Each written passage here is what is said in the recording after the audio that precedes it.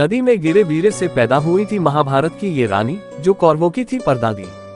महाभारत की कहानी की शुरुआत सत्यवती से होती है, जो हस्तिनापुर के राजा शांतनु की पत्नी, पांडु धृतराष्ट्र की दादी और पांडवों कौरवों की परदादी थी। लेकिन क्या आपको पता है कि सत्यवती, जो कि पांडवों और कौरवों की परदादी थी, वह कैसे पैदा हुई थी? इनके जन्म की कहानी ऋषि व्यास के अनुसार उस समय चेदी नाम का एक देश होता था, जिसके राजा उपरिचर वसु थे। एक दिन राजा शुक्तिमत नाम की नदी में शिकार करने के लिए गए थे। तभी वह अपनी पत्नी गिरिका को याद करने लगे।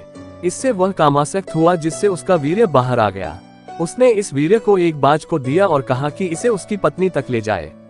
लेकिन जब बाज वहां से जा रहा तो रास्ते में उस पर किसी ने हमला कर दिया, जिसके कारण ये वीर्य नदी में गिर गया था। उस समय नदी में अद्रिका नाम की एक अप्सरा रहती थी। उसके मुंह के जरिए ये वीर्य शरीर में प्रवेश कर गया था, जिससे वह गर्भवती हो गई थी। ब्रह्मशाप के चलते अदिका मछली में बदल गई थी। कुछ महीनों बाद जब एक मछुआरे ने मछली पकड़ने के लिए जाल फेंका तो उसके जाल में ये मछली फंस गई। मछुआरे को इस मछली के पेट में से एक नवजात लड़का और लड़की मिले, जिसे वह राजा के पास ले गए। राजा उपरिचर ने लड़का और लड़की को मछुआरे को सौंप दिया। उसने लड़के का नाम मत्स्य रखा, जो आगे चलकर धार्मिक राजा बना।